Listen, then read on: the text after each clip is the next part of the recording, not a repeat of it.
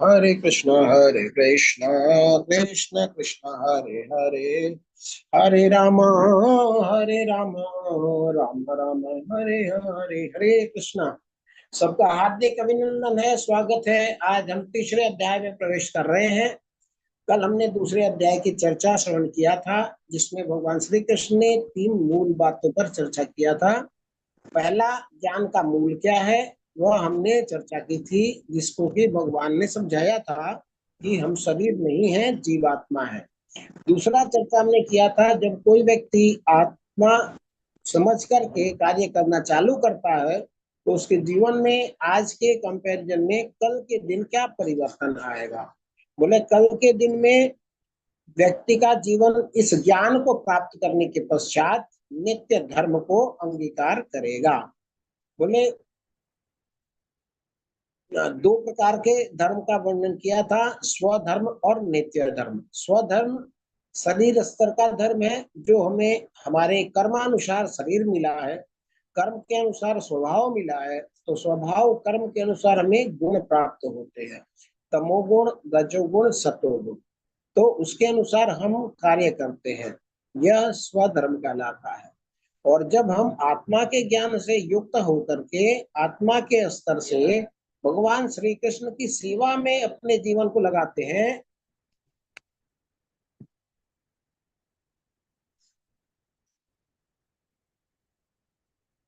बोले वह नित्य धर्म कहलाता है। नित्य धर्म का भगवान श्री कृष्ण ने विशेष बल देकर के समझाया और कहा कि इन दोनों धर्मों को व्यक्ति को चाहिए कि प्रॉपरली बैलेंस करके कार्य करे। जबकि व्यक्ति बैलेंसिंग करते हुए दोनों धर्म का अवलंबन करता है, तो उसके जीवन में क्या परिवर्तन होता है कि वह आत्म साक्षात्कारी हो जाता है, और आत्म साक्षात्कारी व्यक्ति समुद्र की तरह बन जाता है, अर्थात संसार के सुख दुख आदि इन सभी से प्रभावित नहीं होता। तो अर्जुन ने जब इन बातों को श्रवण किया, तो उसके कंफ्यूजन फिर भी दूर नहीं हुए, और तीसरे अध्याय में फिर उसने प्रश्न से शुरुआत करी, जिसमें हरे कृष्ण प्रभु जी। ये स्क्रीन शेयर कीजिए प्रभु जी। हाँ, स्क्रीन डिसेबल हो गया था प्रभु, दोबारा करता हूँ।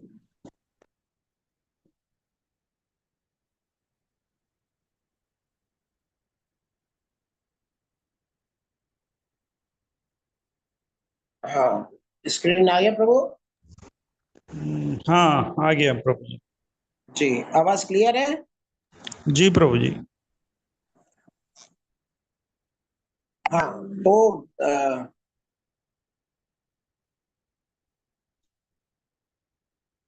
तो भगवान आगे आगे में बताते हैं कि तीसरे अध्याय में फिर प्रश्न से शुरू होता है, जिसमें अर्जुन पिछले अध्याय में क्या कहते हैं कि बुद्धि से युक्त कर हो करके काम करना, मतलब संसार के उन सब पाप पुण्य कर्म उन सब की ओर ज्यादा ध्यान नहीं देना चाहिए।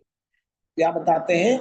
बुद्धि युक्तो जहाति है उभे सुकृत दुष्कृते, तस्मात् उद्योग युद्योगाय युंजस्व योग कर्मशु कौशलम।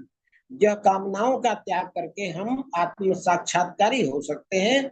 तो मैं इन सब कामना का त्याग करके बुद्धि के अनुसार कार्य मेरे लिए अगर अच्छा है, तो फिर मेरे को आप इतने भयानक इस घोर कर्म में क्यों लगा रहे हैं, इस युद्ध में आप मेरे को क्यों प्रेरित कर रहे हैं। मैं अभी भी चीजों को अच्छी तरह से नहीं समझ पाया, तो आप कृपा करके मुझे बतलाएं कि मेरे लिए युद्ध लड़ना अच्छा है या मेरे लिए संन्यास लेना अच्छा है। तो युद्ध छोड़ करके मैं त्याग करके जंगल में चला जाऊं, वो अच्छा है?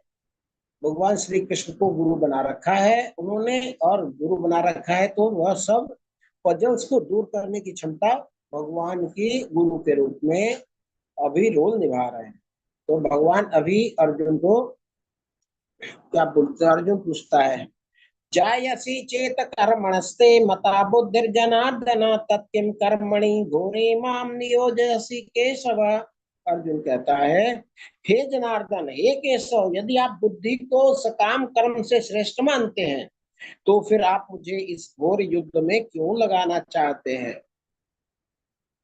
तो भगवान ने सब कुछ बता दिया दूसरे अध्याय में, लेकिन अर्जुन, चूंकि भगवान ने सब कुछ सारांश रूप में बताया है, इसलिए अर्जुन बहुत क्लियर नहीं हो पाया है।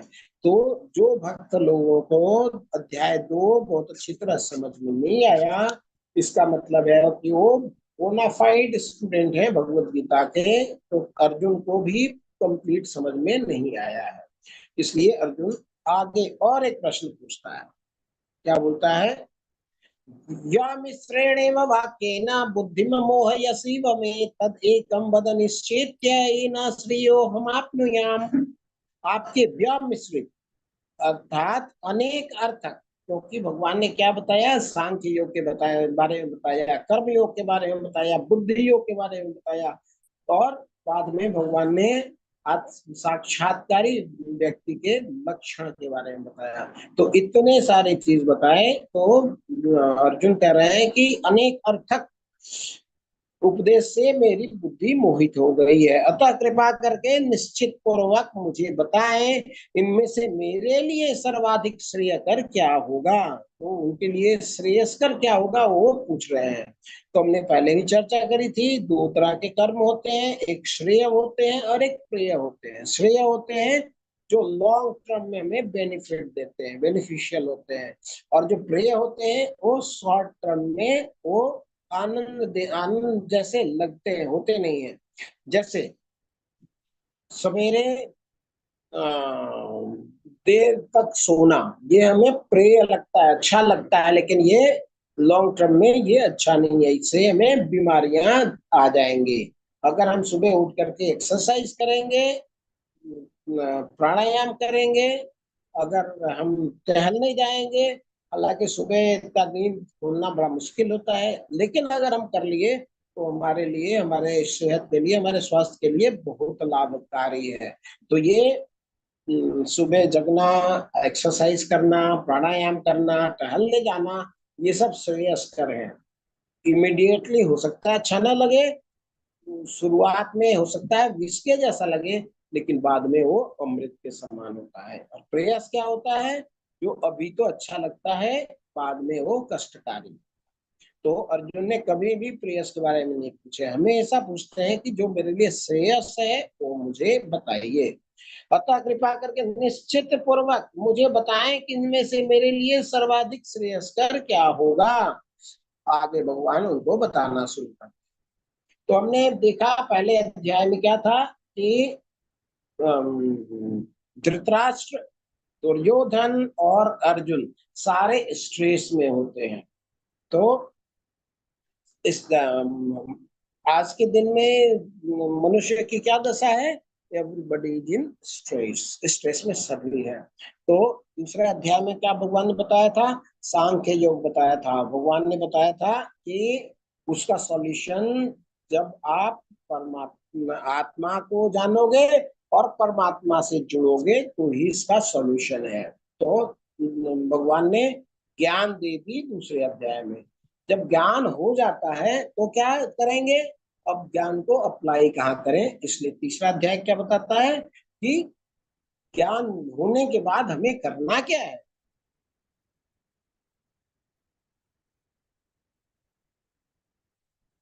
तो भगवान बताते हैं कि ये आगे हमें करना क्या चीज। लोके अस्मिन् द्विविधा निष्ठा पुरा प्रोक्ता मया नघ, ज्ञान योगेन सांख्यानां कर्म योगेन योगिनाम। श्री भगवान ने कहा, हे निष्पाप अर्जुन, मैं पहले ही बता चुका हूं कि आत्म साक्षात्कार का प्रयत्न करने वाले दो प्रकार के व्यक्ति होते हैं, मतलब दो तरह के व्यक्ति होते हैं जो आत्म साक्षात्कार के लिए प्रयत्न करते हैं। कुछ उसे ज्ञान योग द्वारा समझने का प्रयत्न करते हैं, तो कुछ लोग भक्तिमयी सेवा के द्वारा सेवा करेंगे, गड़बड़ होगी सेवा सुधारेंगे, फिर गड़बड़ होगी सुधारेंगे, फिर गड़बड़ होगी सुधारेंगे। मतलब वो प्रैक्टिकल कार्य करके सीखना चाहते हैं। दूसरा, सीख करके करना चाहते हैं। एक ज्ञान योग द्वारा समझने का प्रयत्न करते हैं कुछ, और भक्तिमय सेवा के द्वारा समझने का प्रयत्न करते हैं। लेकिन दोनों रास्तों से क्या होता है, आत्म साक्षात्कार सरल हो जाता है, आत्म साक्षात्कार हो जाता है। दोनों तरीके जो है बोनाफाइड तरीके हैं।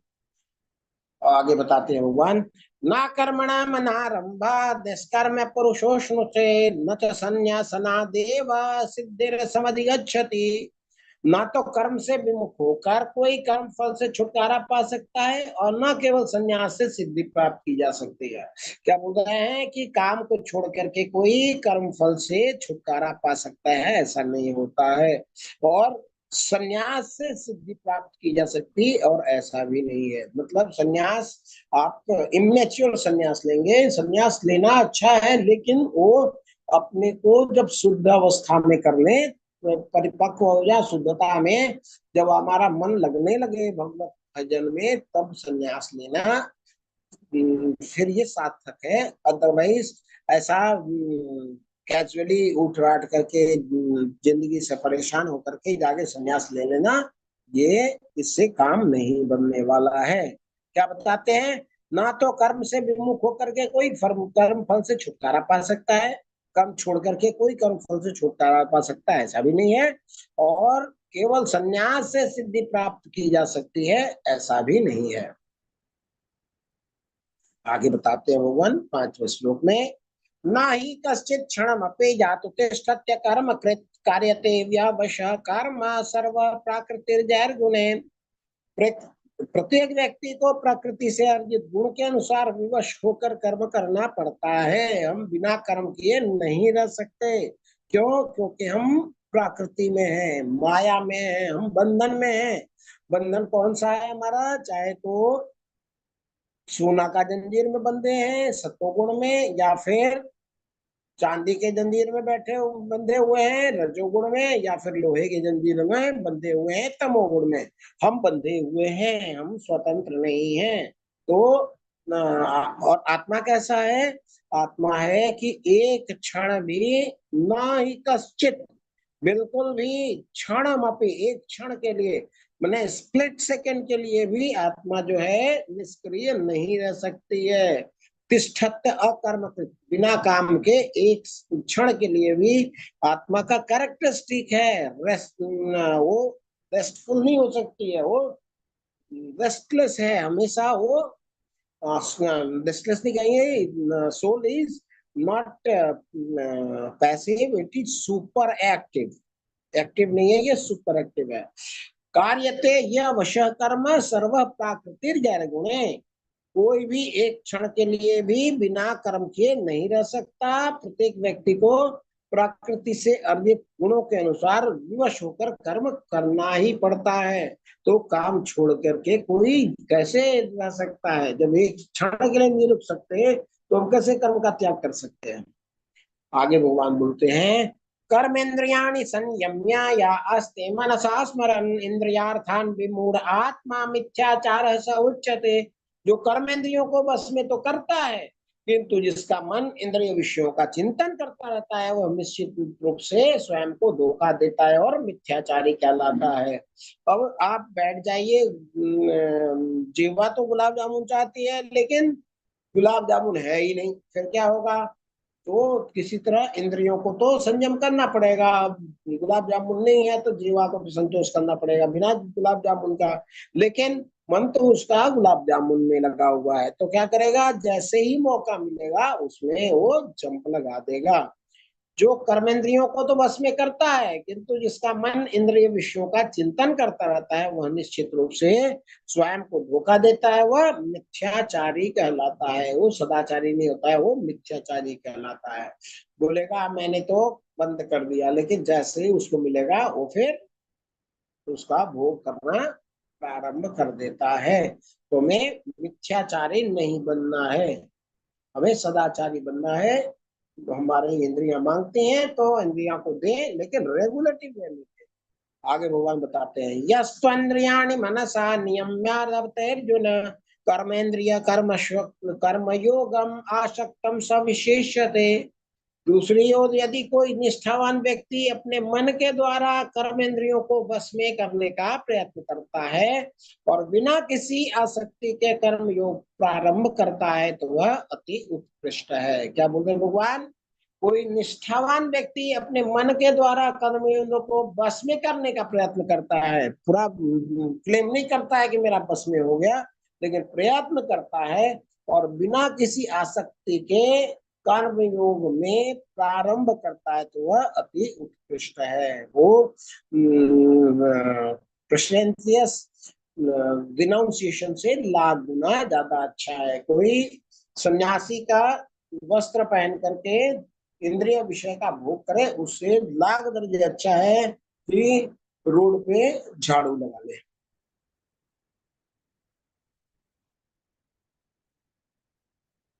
नियतम कुरु कर्म त्वं कर्मजायो ह्य कर्मणा शरीर यात्रा पिछते न प्रसिद्धेत कर्मणः। अपना नियत कर्म करो, जो कर्म आपके लिए प्रेस्क्राइब्ड है, जो आपके गुण और कर्म के अनुसार फिक्स किया गया है, वह कर्म को करिए, क्योंकि कर्म ना करने की अपेक्षा कर्म करना श्रेष्ठ है। कर्म नहीं करेंगे तो हमारा मन और ज्यादा विचलित होता है। उससे लाख गुना अच्छा है कि हम कर्म में अपने को एंगेज रखें। कर्म के बिना तो जीवन निर्वाह भी नहीं हो सकता, शरीर का निर्वाह भी बिना कर्म के नहीं हो सकता। इसलिए भगवान क्या कर रहे हैं कि हमें मिथ्याचारी नहीं बनना है, हमें कर्म करना है। और कर्म कैसे करना है भगवान बताते हैं। यज्ञ अर्थात कर्मणो अन्यत्र लोकोयम कर्म बंधना तदर्थम कर्म कौन्तेय मुक्त संग समाचर। श्री विष्णु के लिए यज्ञ रूप में कर्म करना चाहिए। कर्म कैसा करना चाहिए? भगवान के लिए कर्म करना चाहिए, अन्यथा कर्म के द्वारा इस भौतिक जगत में बंधन उत्पन्न होता है। अतः हे कुंती पुत्र, उनकी प्रसन्नता के लिए अपने नियत कर्म करो, इस तरह तुम बंधन से सदा मुक्त रहोगे। तो जीवात्मा यहाँ पे है और वो कहाँ है? प्रकृति के बंधन में है, प्रकृति में है। प्रकृति में क्या कुछ है? प्रकृति में जो कुछ दिखाई दे ये सब माया है। तो चाहे हमें सुंदर सुंदर वाणी सुनाई दे अपने ग्लोरिफिकेशन के लिए, या कुछ खुशबू बहुत अच्छा सुनने में आए, या फिर हमें लालच हो अपने भोग करने की, कोई खाद्य पदार्थ को ग्रहण करने की, तो ये सब क्या होगा? तो हम अपने लिए ये सब चीजों का इस्तेमाल करेंगे, प्रकृति का इस्तेमाल करेंगे, तो हम बंधन में आ जाएंगे। और जब यही वस्तु का इस्तेमाल भगवान की सेवा के लिए करेंगे तो हम मुक्त हो जाएंगे। और भगवान की सेवा करने के बाद भगवान तो सारा कुछ लेते नहीं है, भगवान हमें उच्छिष्ट देते हैं। तो हम वही चीज बहुत खुशी से भगवान को प्रसाद रूप में खाएंगे, तो हमारी इंद्रियां भी तुष्ट हो जाएंगी। हमारे भगवान का उच्छिष्ट खाने से भगवान के अंदर जो गुण है वो भी हमें मिलेंगे, भगवान का ब्लेसिंग भी हमें मिलेगा। फर्क थोड़ा सा है क्या? भगवान के लिए कर्म करेंगे तो वो बंधन मुक्त हो जाएंगे, और अपने भोग के लिए करेंगे तो हम बंधन में फंस जाएंगे। ये श्लोक बहुत इंपॉर्टेंट है, इसको याद करें। यज्ञ अर्थात कर्मणो अन्यत्र लोकोयम कर्म बंधना तदर्थम कर्म कौन्तेय मुक्त संग समाचर।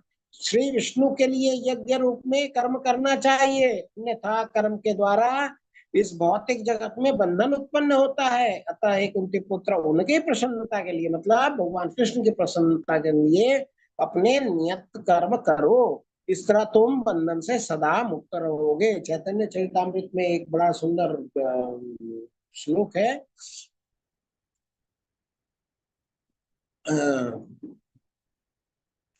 स्व इंद्रिय प्रीति वांछा ताहे कहे काम, कृष्णेर इंद्रिय इंद्रिय प्रीति वांछा तारे प्रेम नाम।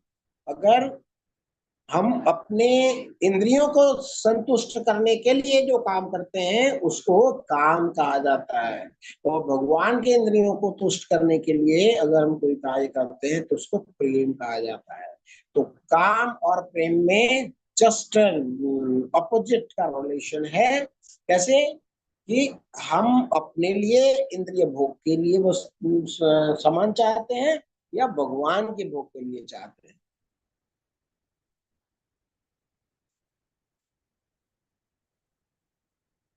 आगे भगवान यज्ञ हरे के बारे में कृष्णा प्रभु बताते जी। हैं। हरे कृष्णा हरे प्रभु जी। हरे कृष्ण माता, बोलिए। प्रभु जी, अभी जो चैतन्य चरितमृत का आपने श्लोक का कोट किया, ये दोबारा बोलेंगे? हाँ, स्व इंद्रिय प्रीति वांछा ताहे कहे काम, कृष्णेर इंद्रिय प्रीति वांछा तारे कृष्ण तारे प्रेम नाम। क्योंकि आप बाद में शेयर भी कर दीजिएगा। ठीक है माता जी, ठीक है माता। जी प्रभु जी। आगे बोलते हैं भगवान, स यज्ञ प्रजा श्रेष्ठा पुरोवाच प्रजापति अनेन प्रसविध्वस्मेश ओ अस्ति वष्टका मधु। सृष्टि के प्रारंभ में समस्त प्राणियों के स्वामी प्रजापति ने विष्णु के लिए यज्ञ सहित मनुष्यों तथा देवताओं की संततियों की रचा और उनसे कहा, तुम इस यज्ञ से सुखी रहो, क्योंकि इसके करने से तुम्हें सुखपूर्वक रहने तथा मुक्ति प्राप्त करने के लिए समस्त वांछित वस्तुएं प्राप्त हो सकेंगी।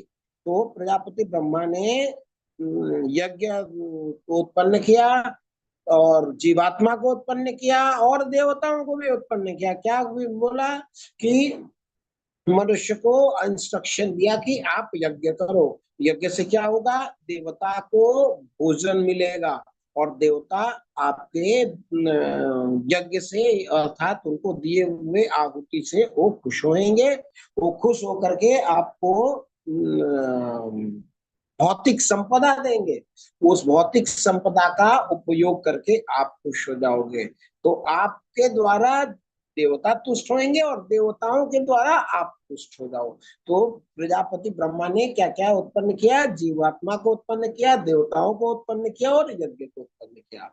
सृष्टि के प्रारंभ में समस्त प्राणियों के स्वामी अर्थात प्रजापति ने विष्णु के लिए यज्ञ सहित मनुष्यों तथा देवताओं की संततियों को रचा और उनसे क्या कहा, तुम इस यज्ञ से सुखी रहो, क्योंकि इसके करने से तुम्हें सुखपूर्वक रहने तथा मुक्ति प्राप्त करने के लिए समस्त वांछित वस्तुएं प्राप्त होंगी। किसको प्राप्त होंगी, मनुष्यों को। और मनुष्य क्या करेगा, यज्ञ करेगा। यज्ञ से क्या होगा, देवताओं की संतुष्टि होगी। यज्ञ में हम क्या करते हैं, इदम इंद्राय स्वाहा इदम न मम इंद्र वरुणाय स्वाहा। हम वरुण को देते हैं, इंद्र को देते हैं, सारे देवताओं को आहुति देते हैं। उससे क्या होता है, वो भोजन होता है देवताओं के। और भोजन जब देवताओं को देते हैं तो भोजन प्राप्त करके देवता और तुष्ट होते हैं और मजबूत होते हैं और हमारे ऊपर कृपा करते हैं। तो जब राक्षस राज्य होता था, जब राक्षस लोग का होता था, क्या करते थे, सबसे पहला काम उनका होता था यज्ञ रुकवा दो। यज्ञ रुकने से क्या होगा, देवता कमजोर हो जाएंगे। जो देवता कमजोर होने से क्या होगा, राक्षस लोग स्वर्ग लोक पे हमला करेंगे, देवताओं को पराजित करके स्वर्ग का भोग करेंगे।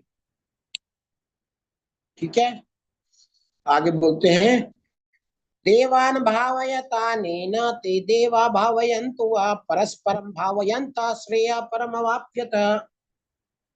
यज्ञ के द्वारा प्रसन्न होकर देवता तुम्हें भी प्रसन्न करेंगे और इस तरह मनुष्यों तथा देवताओं के मध्य सहयोग से सबों को संपन्नता प्राप्त होगी।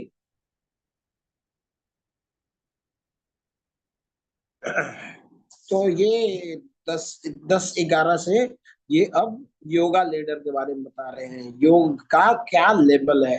तो ये जो अभी गया, ये कर्म कांड के बारे में भगवान बताया कि कर्म यज्ञ करो और यज्ञ से देवता आपको प्रसन्न करेंगे। अभी तक भगवान की भक्ति नहीं आई है, अभी भगवान का योग नहीं। आगे बोलते हैं, स्थान भोगान ही ओ देवा दास्यन्ते यज्ञ भाविता तैर्दत्तान प्रदायेभ्यो यो भुंक्तेन एव स। जीवन के विभिन्न आवश्यकताओं की पूर्ति करने वाले विभिन्न देवता यज्ञ संपन्न होने पर प्रसन्न होकर तुम्हारी सारी आवश्यकताओं को पूर्ति करेंगे। कौन पूर्ति करेगा, देवता पूर्ति करेंगे। कब करेंगे, वो आपके यज्ञ से प्रसन्न होकर के करेंगे। किंतु जो इन उपहारों को देवताओं को अर्पित किए बिना भोगता है वह निश्चित रूप से चोर है। मान लीजिए आपका कोई वस्तु रखा हुआ है, हम जाते हैं, वो आपके बिना परमिशन से, बिना आपके पूछे उठाते हैं और उसको खाना शुरू कर देते हैं, तो फिर ये क्या सदाचार बोलेंगे या चोर वाला काम बोलेंगे? ये चोर वाला काम बोलेंगे। तो ये वनस्पति, ये जो चावल है, गेहूं है, फल है, सब्जी है, इसको किसने बनाया? इसको देवताओं ने बनाया। भगवान बोलते हैं कि वनस्पतियों में मैं रस स्वाद भरता हूँ रात्रि में चंद्रमा के रूप में। चंद्रमा वनस्पतियों में रस भरते हैं, अगर वो रस ना भरे तो वनस्पतियां खाने योग्य नहीं होंगी। तो जिसने हमें दिया है बिना उसको अर्पण किए हुए अगर हम खाते हैं तो क्या है? ये चोर वाला काम है। भगवान क्या बोलते हैं कि जीवन के विभिन्न आवश्यकताओं की पूर्ति करने वाले विभिन्न देवता यज्ञ संपन्न होने पर प्रसन्न होकर तुम्हारी सारी आवश्यकताओं को पूर्ति करेंगे, किंतु जो इन उपहारों को देवताओं को अर्पित किए बिना भोगता है वह निश्चित रूप से चोर है। तो हमें क्या करना है? हमें देवताओं के पीछे पीछे नहीं भागना है। इतने सारे देवता हैं, हम जड़ में पानी डाल दें तो सबको मिल जाएगा। हम भगवान को भोग लगा दे, सारे देवता स्वतः प्रसन्न हो जाएंगे। माता जी पहले अपना ये जी कर प्रभु लेते जी, हैं, इसके ठीक बाद है। अब करें। जी जी आप नोट कर ले माता जी। जी। यज्ञ सुक्तासिना संतो मुच्यन्ते सर्व किल विषय भुंजते ते तो हम पापा ये पचन्त्यात्म कारणात्। क्या बोल रहे हैं? यज्ञ अशिष्टासिना संतो मुच्यन्ते सर्व किल विषय भुंजते ते तो हम पापा ये पचन्ते आत्म कारणात्।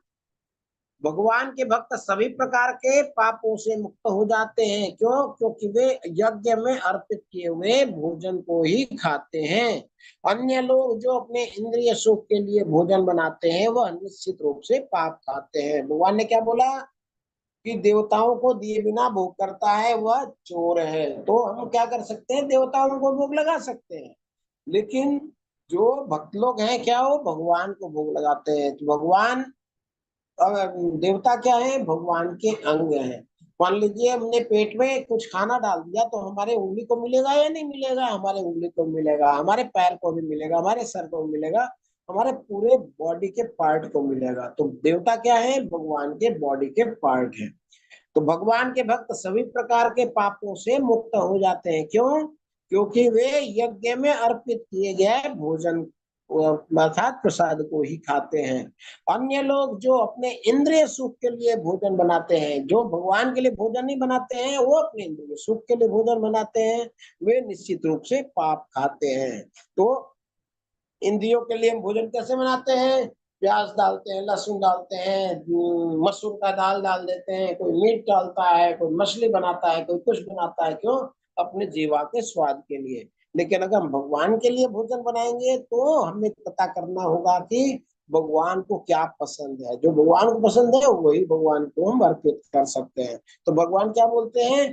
पत्रम पुष्पम फलम तोयम ये में व्यक्त्या प्रयच्छति तदहम भक्ति उपैता स्नामि प्रयतात्मना। ये 10वां अध्याय में भगवान बोलेंगे। क्या भगवान बोलते हैं? मेरे को पत्रम पत्ता चाहिए, पत्रम पुष्पम फूल, फल और जल, ये 4 चीज से बना हुआ जो पहाड़ हो वो हमें ग्रहण करता हूँ। तो बिना प्याज लहसुन के अगर भगवान के लिए हम भोजन बनाते हैं और भगवान को अर्पित करते हैं, साथ में तुलसी पत्ता डाल करके करते हैं, भगवान बहुत प्रेम से उसको ग्रहण करते हैं। कंडीशन सिर्फ इतना है, जो मैं भक्त्या प्रयच्छति, वो भक्ति से जो मुझे देता है मैं उसको ग्रहण करता हूँ। भगवान क्या बोलते हैं? अश्नामि, मैं ग्रहण करता हूँ। आगे बोलते हैं अन्नात् भवन्ति भूतानि पर्जन्यातन्न संभवा यज्ञ भवति पर्जन्यो यज्ञ कर्म समुद्भव।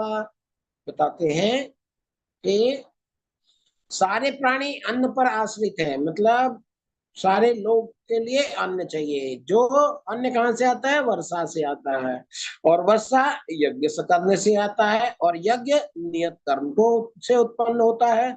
हम नियत कर्म करेंगे तो उससे यज्ञ होएगा, जब यज्ञ होएगा तो उससे वर्षा होगी, तो वर्षा होगी तो फिर उससे अनाज होएगा। और हमारे लिए, कोई भी जीव के लिए क्या चाहिए? अनाज चाहिए, भरण पोषण के लिए।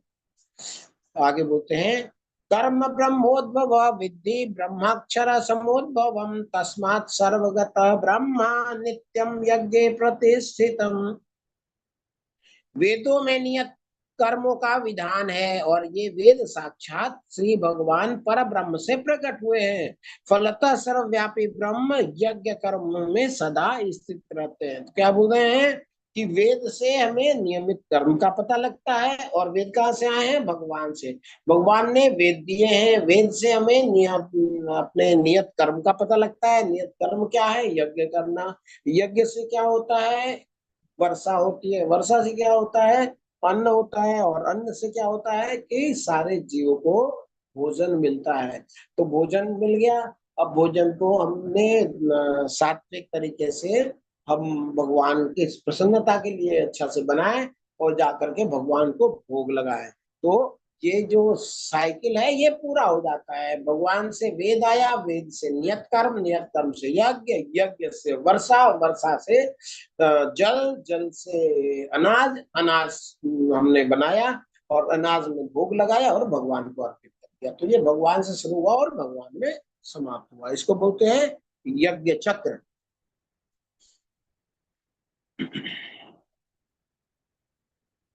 आगे बोलते हैं, एवं प्रवर्तिता चक्र नानुवर्तन्ते अघायुरिंद्रिया रामो मोघम पार्थ सजीवति।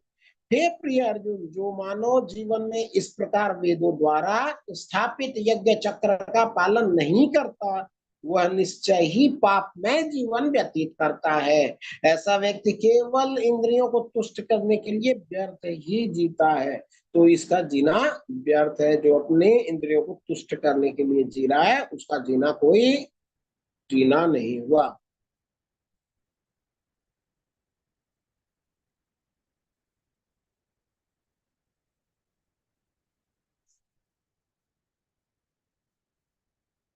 आगे भगवान बोलते हैं, यस्त्वात्मरतिरेव स्यादात्म तृप्तस्य मानवा आत्मन्येव च संतुष्ट तस्य कार्यम न विद्यते।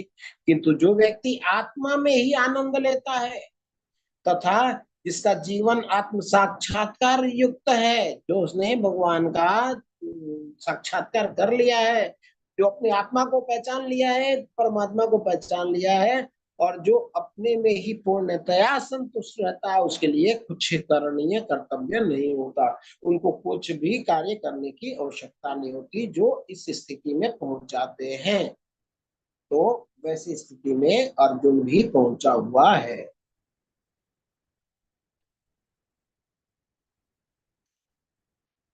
आगे भगवान बोलते हैं, नैव तस्या कृते नार्थो ना कृते नेह कश्चन न चास्य सर्वभूतेषु कश्चित् अर्थ विपाश्रय। स्वरूप सिद्ध व्यक्ति के लिए ना तो अपने नियत कर्मों को करने की आवश्यकता रह जाती है, न ऐसा कर्म न करने का कोई कारण ही रहता है। उसे किसी अन्य जीव पर निर्भर रहने की आवश्यकता भी नहीं पड़ती, वो सिर्फ भगवान पर निर्भर होता है। आगे भगवान बताते हैं, तस्माद आसक्तम सततम कार्यम कर्म कर्म समाचर अशक्तो याचरन कर्म परमाप्नोति पुरुषः। अतः कर्म फल में आसक्त हुए बिना मनुष्य को अपना कर्तव्य समझकर निरंतर कर्म करते रहना चाहिए, क्योंकि अनासक्त होकर कर्म करने से उसे परब्रह्म की प्राप्ति होती है। तो वो अनासक्त होकर के उसको कार्य करना चाहिए, आत्म साक्षात्कारी होने के बावजूद भी।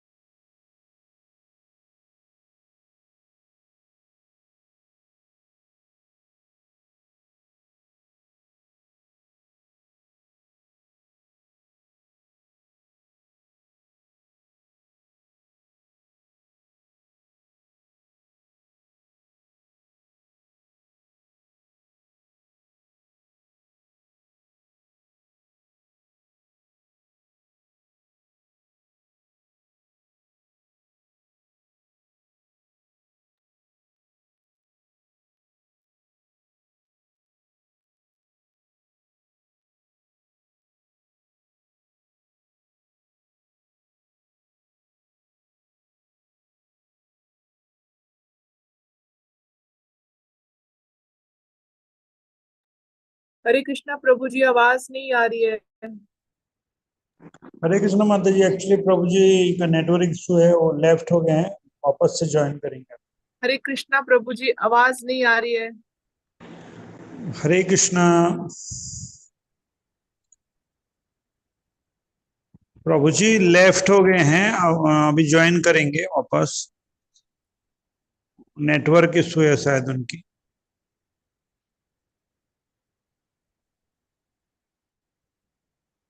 अभी आ रही है आवाज?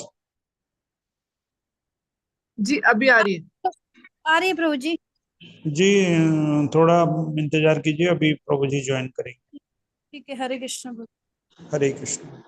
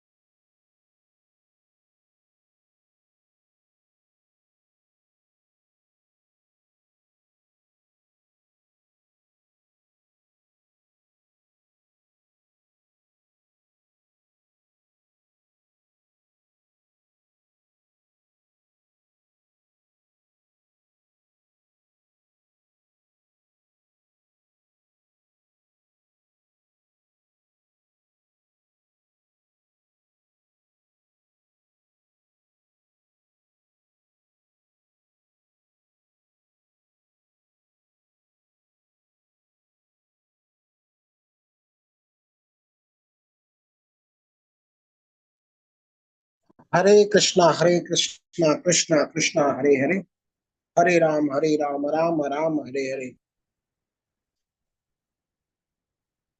हरे कृष्णा प्रभु जी। जी प्रभु जी, हरे कृष्ण। Okay okay. हरे कृष्णा कृष्णा कृष्णा हरे हरे, हरे राम राम राम हरे हरे। क्षमा करें, डिस्कनेक्ट हो गया था।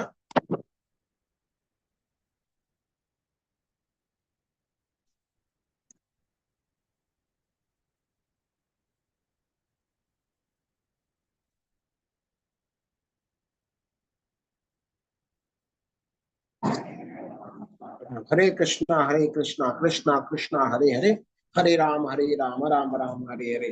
तो हम चर्चा कर रहे थे 17वां श्लोक में, यस्त्वात्मरतिरेव स्याद्यात्म तृप्तस्य मानवा आत्मन्येव च संतुष्टः तस्य कार्यं न विद्यते। कि जो व्यक्ति आत्मा में ही आनंद लेता है तथा जिसका जीवन आत्म साक्षात्कार युक्त है और जो अपने में ही पूर्णतया संतुष्ट रहता है, उसके लिए कुछ करणीय कर्तव्य नहीं होता है। हमने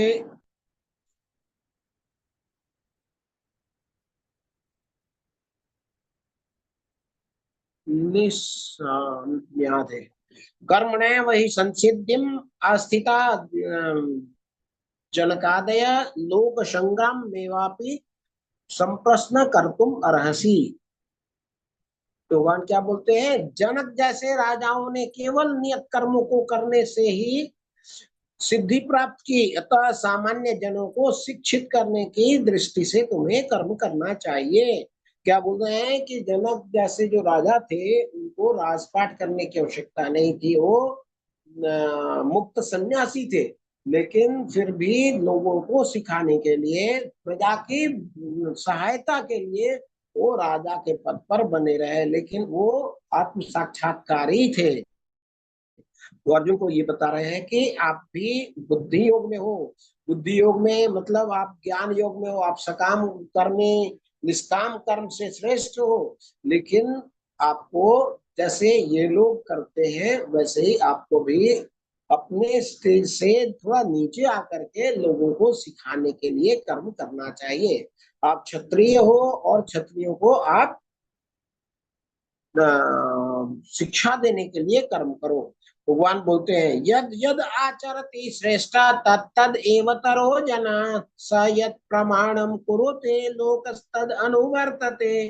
जैसे जैसे श्रेष्ठ लोग आचरण करते हैं, जैसे जैसे लीडर लोग काम करते हैं, वैसे वैसे सबऑर्डिनेट काम करते हैं।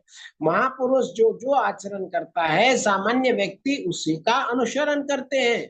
वो अपने अनुसरणीय कार्यों से जो आदर्श प्रस्तुत करता है संपूर्ण विश्व उसका अनुसरण करता है। तो हमें क्या करना है, हमें as an example as a leader कार्य करना है।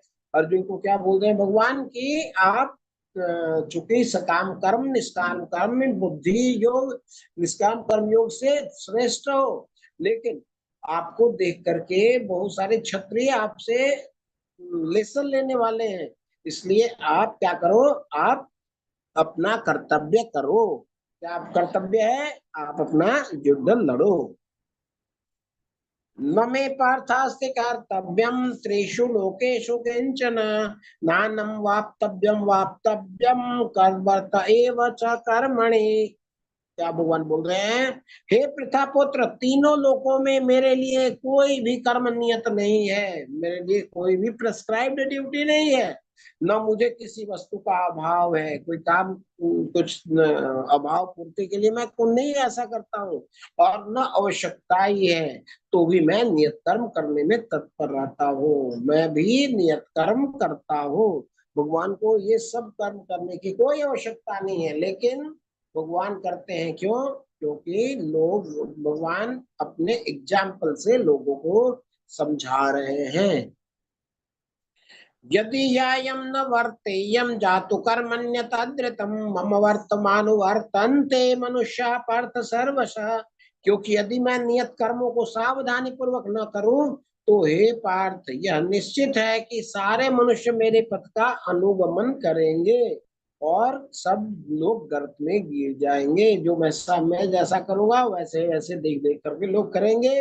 अगर मैं as an example as a leader अच्छा कार्य नहीं करूंगा तो लोग मुझसे क्या सीखेंगे। आगे बोलते हैं उत्सीदे यूरी में लोका न कुर्या कर्म चेद हम शंकर से च कर्ता श्याम उपहन्यामिमां प्रजा। यदि मैं नियत कर्म ना करूं तो ये सारे लोग नष्ट हो जाएं, तब मैं अवांछित धन समुदाय अर्थात वर्ण संकर को उत्पन्न करने का कारण हो जाऊंगा और इस तरह संपूर्ण प्राणियों की शांति का विनाशक बनूंगा। तो भगवान क्या, भगवान अपने सारे अंशों का, अपने सारे प्राणियों का विनाश करना चाहेंगे क्या? नहीं, भगवान क्या कह रहे हैं, मैं नियत कर्म करता हूँ ताकि लोग मुझसे प्रेरणा लेकर के नियत कर्म करें। हे अर्जुन तुम हायर लेवल पे हो, लेकिन आप थोड़े से नीचे आओ और अपने सबऑर्डिनेट्स के लिए, अपने लोगों के लिए जिनके आप नायक हो, जिनके आप हीरो हो, उनके लिए आप उनको लेसन देने के लिए आप कार्य करो। सत्ता कर्मण्य विद्वांसो यथा कुर्वन्ति भारत कुर्वान् विद्वांस तथा सक्तम चिकीर्षो लोक संग्रहम। जिस प्रकार अज्ञानी जन फल की आसक्ति से कार्य करते हैं, उसी तरह विद्वान जनों को चाहिए कि वे लोगों को उचित पथ पर ले जाने के लिए अनासक्त रह करके कार्य करें। जैसे ज्ञानी जन हैं वो कुछ प्राप्त करने के लिए जैसे काम करते हैं, आसक्ति से कार्य करते हैं, उसी प्रकार विद्वानों को चाहिए कि अनासक्ति से रह करके उचित पथ का प्रदर्शन करने के लिए कार्य करें। न बुद्धि भेद जनेद ज्ञानाम कर्म संगिनाम जोशयेत सर्व कर्माणि विद्वान युक्त समाचर। विद्वान व्यक्ति को चाहिए कि वह सकाम कर्मों में आसक्त अज्ञानी पुरुषों को कर्म करने से रोके नहीं, ताकि उसके मन विचलित न हो, अपितु भक्ति भाव से कर्म करते हुए वह उन्हें सभी प्रकार के कार्यों में लगाए। मतलब ऐसे भगवान ये कह रहे हैं, किसी को कार्य करने में कठिनाई होती है तो उसको डिमोरलाइज नहीं करना है, हमें उसको जिस लेवल में वो है, जिस उसका जो भी स्तर है उस स्तर में उसको प्रेरित करके आगे कार्य में लगाना चाहिए। आगे बताते हैं, प्राकृते क्रियमाणानि गुणे कर्माणि सर्वश अहंकार विमूढ़ आत्मा कर्ता अहम इति मन्यते। सारे कार्य जो हैं प्रकृति के द्वारा संपन्न होते हैं और प्रकृति के गुण के द्वारा संपन्न होते हैं। अहंकार विमूढ़ आत्मा, जो अहंकार से जो आत्मा विमूढ़ हो जाती है, विमूढ़ मतलब मूर्ख हो जाती है, वह सोचती है कि कर्ता मैं हूँ, मेरे द्वारा संपादन होता है। जीवात्मा अहंकार के प्रभाव से मोहग्रस्त होकर अपने आप को समस्त कर्मों का कर्ता मान बैठता है, जबकि वास्तव में वे प्रकृति के तीनों गुणों द्वारा संपन्न किए जाते हैं। प्रकृति के द्वारा किए जाते हैं कैसे? उनके गुण के द्वारा। लेकिन जो अहंकारी आत्मा है, जीवात्मा, वो क्या बोलती है कि ये मैंने किया है। तत्ववित्तो महाबाहो गुणकर्म विभागयो गुणागुणेषु वर्तन्त इति मत्वा न सज्जते। हे महाबाहु, भक्ति भाव में कर्म तथा सकाम कर्म के भेद को भली बातें जानते हुए जो परम सत्य को जानने वाला है, वह कभी भी अपने आप को इंद्रियों में तथा इंद्रिय तृप्ति में नहीं लगाता। जो भक्ति भाव में कर्म तथा सकाम कर्म के भेद को जो जानता है, वह इंद्रिय तृप्ति वाले कार्य में नहीं बंधता, नहीं फंसता है।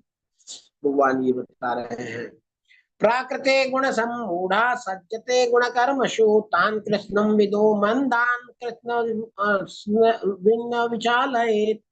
माया के गुणों से मोहग्रस्त होने पर अज्ञानी पुरुष पूर्णतया भौतिक कार्यों में संलग्न रहकर उनमें आसक्त हो जाते हैं। तो माया के गुण से मोहग्रस्त अपने में संलग्न हो जाते हैं, उनके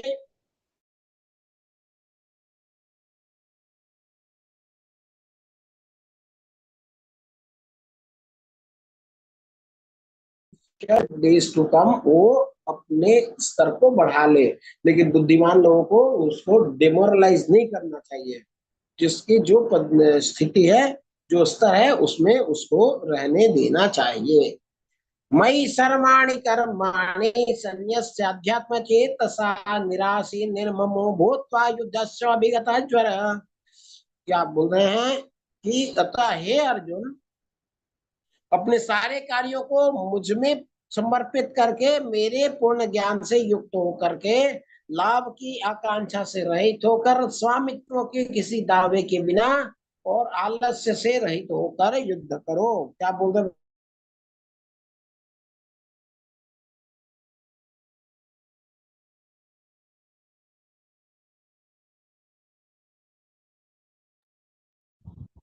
हरे कृष्ण प्रभु जी।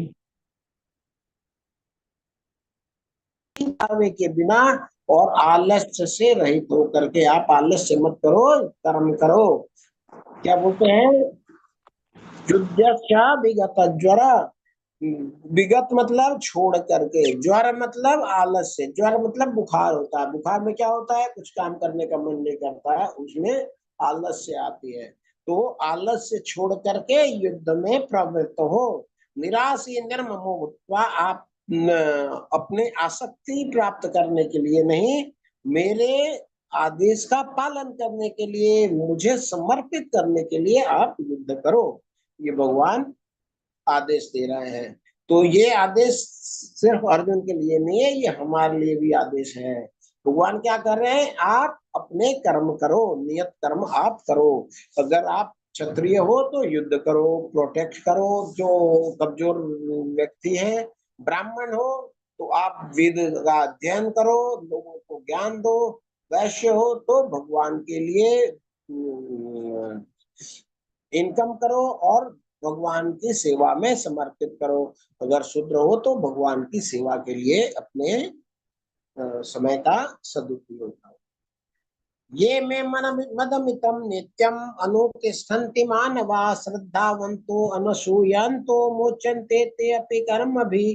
जो व्यक्ति मेरे आदेश के अनुसार अपना कर्तव्य करते रहते हैं और ईर्ष्या रहित होकर इस उपदेश का श्रद्धा पूर्वक पालन करते हैं, वे सकाम कर्म के बंधन से मुक्त हो जाते हैं। भगवान बोल रहे हैं कि हमारे ये आदेश का पालन करते हुए जो कर्तव्य करते हैं वे सकाम कर्मों के बंधन में नहीं बंधते। तो ये मेन कर्मयोग का सिद्धांत यही है कि भगवान के अनुसार भगवान की सेवा में हमें कार्य को समर्पित करना चाहिए। ये त्वेदम दप्यसूयन्तो नानुतिष्ठन्ति मे मतम सर्व ज्ञान विमूढ़ांस्तान विद्धि नष्टान चेतसः। किंतु जो ईर्ष्यावश इस उपदेश का उपेक्षा करता है, नहीं मानता है और उनका पालन नहीं करते, उन्हें समस्त ज्ञान से रहित, दिग्भ्रमित तथा सिद्धि के प्रयासों में नष्ट भ्रष्ट समझना चाहिए। अगर ये आदेश का जो पालन नहीं करता है, वो क्यों नहीं करता है? वो ईर्ष्या रूप में करता है कि भगवान के लिए क्यों करना है, हम अपने लिए क्यों नहीं करें। आगे बोलते हैं, सदृशम च स्थिते स्वस्या प्राकृतिर्ज्ञानवान् पे प्राकृते यान्ति भूतानि निग्रहं किम करिष्यति। ज्ञानी पुरुष भी अपने प्रकृति के अनुसार ही कार्य करता है, क्योंकि सभी प्राणी तीनों गुणों में प्राप्त अपनी प्रकृति का ही अनुसरण करते हैं। भला दमन से क्या हो सकता है? तो जो जिस गुण में है उस गुण के अनुसार उसे कार्य करना होता है।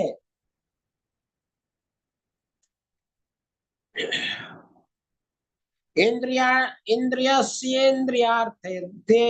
रागद्वेषो व्यवस्थितो तयोर्न वशमागच्छेतो यस्य परिपन्थिनो। प्रत्येक इंद्रियां तथा उसके विषय से संबंधित राग द्वेष को व्यवस्थित करने के नियम होते हैं। इंद्रिया और इंद्रिय विषय। इंद्रिया क्या होती है? हमारी 5 इंद्रियां हैं। और विषय क्या है? जो उस इंद्रियों को आकृष्ट करता है। जैसे जीवा को बहुत अच्छे अच्छे पकवान आकृष्ट करते हैं, नाक को अच्छे सुगंध आकृष्ट करते हैं, कान को सुंदर वाणी आकृष्ट करती है। ऐसे ही जो हमारे सारे इंद्रियां हैं वो इंद्रिय विषय से संबंधित राग और द्वेष, मतलब जो अच्छा है उससे राग हो जाएगी, जो पसंद नहीं है उससे द्वेष हो जाएगी। कड़वा करेला कड़वा है, इसको दूर ले जाओ, गुलाब जामुन अच्छा है मेरे पास लाने दो। तो इंद्रिया और उसके विषय में संबंधित राग और द्वेष को व्यवस्थित करने के नियम होते हैं। मनुष्य को ऐसे राग तथा द्वेष के वशीभूत नहीं होना चाहिए, क्योंकि ये आत्म साक्षात्कार के मार्ग में अवरोधक है।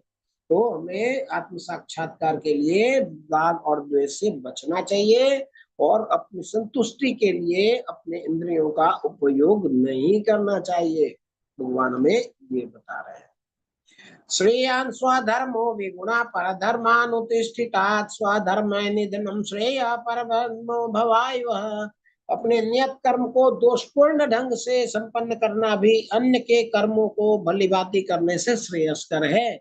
स्वयं कर्मों को करते हुए मरना पराये कर्मों में प्रवृत्त होने की अपेक्षा श्रेष्ठतर है, क्योंकि अन्य किसी के मार्ग का अनुसरण भयावह होता है। तो आज के दिन में यही होता है, भयावह वाली स्थिति हो जाती है, क्योंकि अपना नियत कर्म ना करके लोग दूसरे का नियत कर्म करना शुरू कर देते हैं। मैं गुण कर्म के हिसाब से क्षत्रिय हूँ, लेकिन मैं क्या करूंगा? शूद्र वाले कार्य करना शुरू करूंगा। क्यों? उसमें लाभ है। तो सारे लोग शूद्र वाले कार्य करने के लिए सब भगदड़ मची हुई है, और जब काम शुरू कर देते हैं तो बोलते हैं काम में मन नहीं लगता। क्यों? क्योंकि उन्होंने जो काम को अपनाया हुआ है वो उनकी प्रकृति के अनुसार नहीं है, इसलिए उनको काम करना पड़ता है, करने की इच्छा उनकी नहीं होती।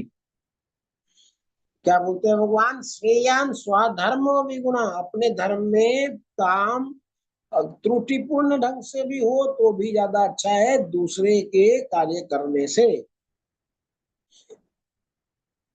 अर्जुन उवाच अथ केन प्रयुक्तोऽयं पापं चरति पुरुष अनिच्छन्नपि वार्ष्णेय बलादिव नियोजितः।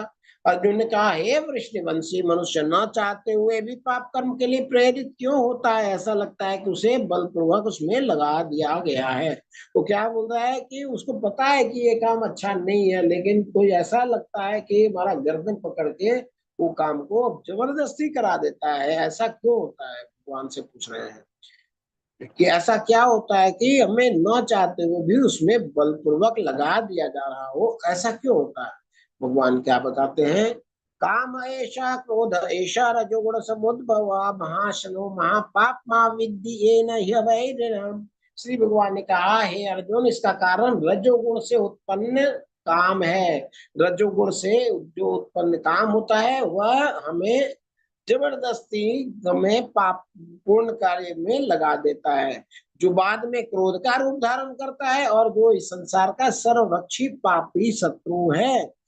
ये कैसा शत्रु है? सर्वभक्षी है, सब कुछ खा जाता है। ऐसा नहीं कि थोड़ा सा खा करके ये इसका पेट भर जाएगा, ये सब कुछ को खाने की क्षमता रखता है। ऐसा पापी शत्रु है कौन? काम। कहाँ से होता है? रजोगुण से उत्पन्न होता है। ये जो रजोगुण से उत्पन्न काम है वो हमें बाद में क्रोध का रूप धारण कर लेता है और इस संसार का सर्वभक्षी पापी शत्रु है। तो क्या करना चाहिए इसको? भगवान आगे बोलते हैं। ये आसक्ति कैसी है बता रहे हैं, धूमेना प्रियते वर्णे यथा दर्शो मलेन च, यथोल वे नावृतो गर्भास्तथा ते देनमावृतम। भगवान क्या बोलते हैं कि जिस प्रकार अग्नि धुएं से, दर्पण धूल से अथवा भ्रूण गर्भाशय से आवृत होता है, उसी प्रकार जीवात्मा इस काम की विभिन्न मात्राओं से आवृत होती है। तो हमारे जीवन में काम की जो मात्रा है वो थोड़ी कम थोड़ी ज्यादा ऐसे होती है। जैसे अग्नि धुएं से, अग्नि धुआं से ढका होता है, तो अग्नि में जो ये काम की वासना है जो है वो धुएं के बराबर है, थोड़ी सी है। और दर्पण धूल से, दर्पण बहुत दिन से अगर साफ ना किया हुआ हो तो उसमें धूल लग जाते हैं, धूल लग जाते हैं तो बहुत आसानी से साफ नहीं होते हैं। जैसे भ्रूण, जो बच्चा होता है गर्भ में, वो गर्भ के झिल्ली से ढका होता है, उसी प्रकार जीवात्मा इस काम के विभिन्न मात्राओं से आवृत रहती है। तो मान लीजिए कि कोई धुआं, अग्नि धुएं से ढका हुआ है, तो क्या करेंगे? अग्नि को फूंक मारेंगे, अग्नि को फूंक मारेंगे, अग्नि फैल जाएगी, भड़क जाएगी और धुआं खत्म हो जाएगा। मतलब धुआं से अगर ढका हुआ अग्नि तो उसको प्रज्वलित करना, उस धुएं का आवरण को हटाना बहुत आसान है। उससे ज्यादा कठिन है दर्पण से धूल को हटाने में। वो अच्छा से पानी में डाल करके, सर्फ लगा करके मांजना पड़ता है, वो थोड़ा सा कठिन है। और जो भ्रूण गर्भाशय से आवृत है, वो समय पे डिलीवरी का इंतजार करना पड़ता है। वो बच्चा बाहर आएगा तभी आ पाएगा, अदरवाइज उसको बाहर निकालना और ज्यादा कठिन होता है। तो प्रभुपाद जी समझाते हैं कि ये जो मनुष्य शरीर है ये ऐसा ही है जैसे अग्नि धुएं से ढका हुआ है। कोई फूंक मार देता है, कोई सत्संग चले जाते हैं, कोई भक्तों की कृपा हो जाती है, हम भगवान के भक्ति में चले जाते हैं। और जो जानवर का शरीर होता है उसमें कठिनाई से होता है, वो बाद में बहुत कोई मान लीजिए कोई सत्कर्म हमसे अपने से तो होता नहीं है। मान लीजिए कोई व्यक्ति के कुत्ता बन गए, कोई भक्त के दरवाजे पे चले गए, भक्त रोज भगवान का प्रसाद बनाता है, खुद भोजन करता है और उच्छिष्ट बाहर में कुत्ते को दे देता है, तो वो कुत्ता को सुकृति मिलते मिलते मिलते मिलते वो धीरे धीरे हाइयर ऊपर में चली जाती है और वो भगवान की भक्ति वो अगले जन्म में कर सकती है। और जो गर्भाशय धूल और भ्रूण के एग्जाम्पल दे हैं, प्रभुपाद जी बताते हैं कि जैसे पेड़ पौधा है, पेड़ पौधा को अपने जन्म, अगला जन्म में फिर जानवर बनना पड़ेगा, फिर सुकृति करेगा, तब फिर वो मनुष्य जन्म प्राप्त कर सकता है, तब भक्ति करने के योग्य हो जाता है।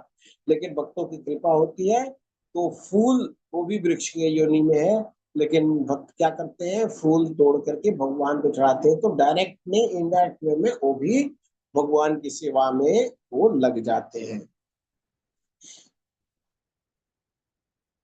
आगे बताते हैं, आवृतम ज्ञानम एतेन ज्ञानिनो नित्य वैरिणाम काम रूपेण कौन्तेय दुष्पुरेणानलेन च।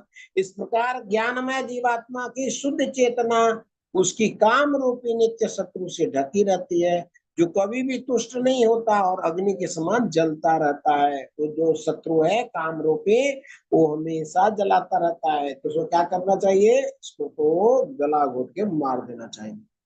क्या बोलते हैं, इंद्रियाणी मनोर्बुद्धि आध्यात्म आध्यात्म क्षमा करें, इंद्रियाणी मनोर्बुद्धि रस्याधिष्ठानमुच्यते एतैर्विमोहयत्येष ज्ञानमावृत्तमे वृत्तदेहिनाम्। भगवान बताते हैं, इंद्रियां, मन तथा बुद्धि इस काम के निवास स्थान है। काम कहाँ कहाँ रहता है, इंद्रियों में रहता है, मन में रहता है और बुद्धि में रहता है। तो इसके द्वारा यह काम जीवात्मा के वास्तविक ज्ञान को ढककर उसे मोहित कर देता है।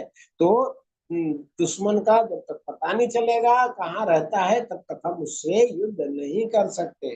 तो भगवान बड़ा क्लियर बताते हैं कि ये काम कहाँ रहता है, जो रजोगुण से उत्पन्न होता है वो इंद्रियों में रहता है, मन में रहता है और बुद्धि में रहता है।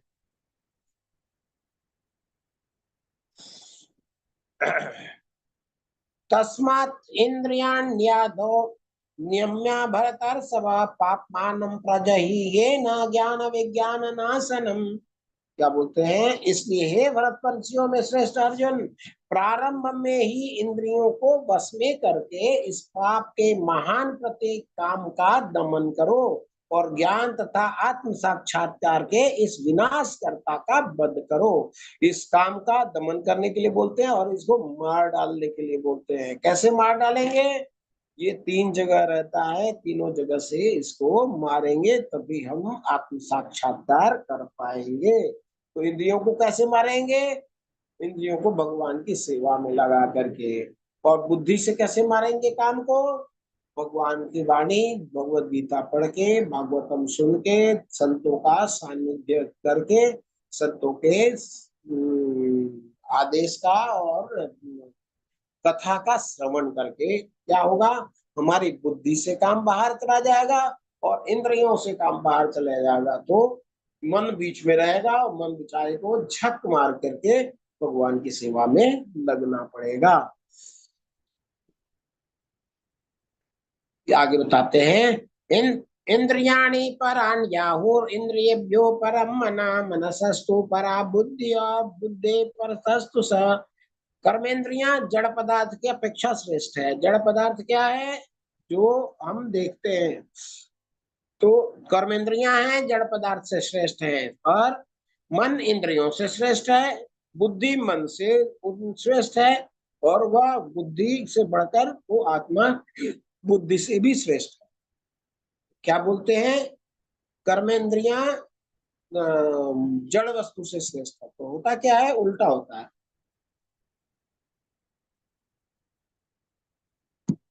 हमारी जीवा कर्मेंद्रियां हैं, वो गुलाब जामुन से श्रेष्ठ है, लेकिन होता क्या है, हमारी जीवा भागती है गुलाब जामुन की तरह।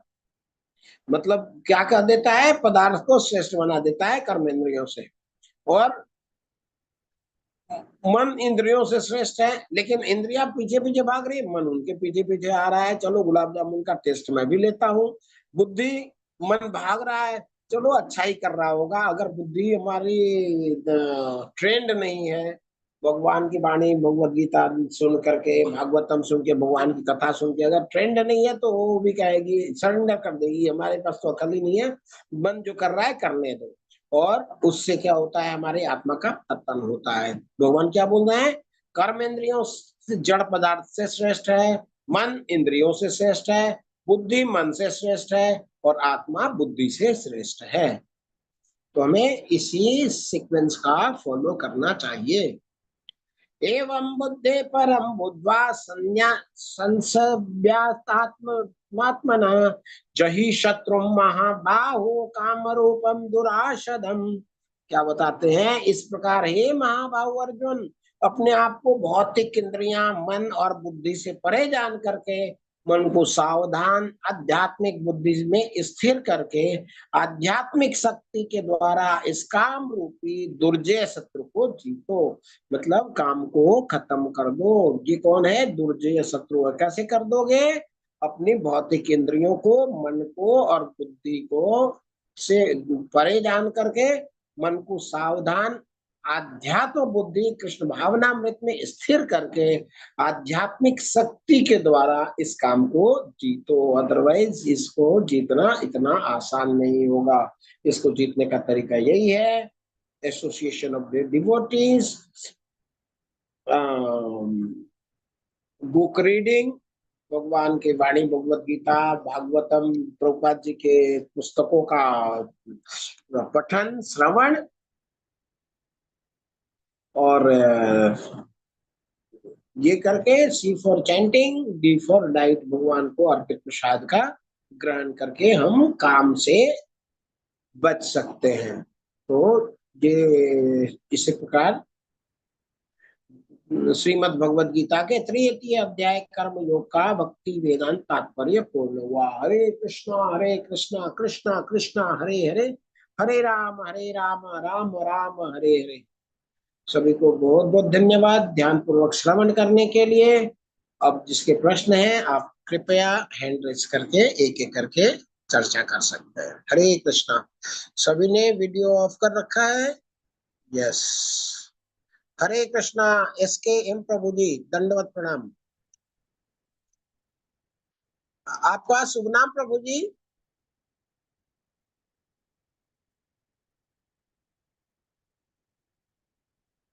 मेरा नाम स्वपन कुमार मुखर्जी है। हाँ मुखर्जी दादा, हरे बोल। स्वपन कुमार मुखर्जी।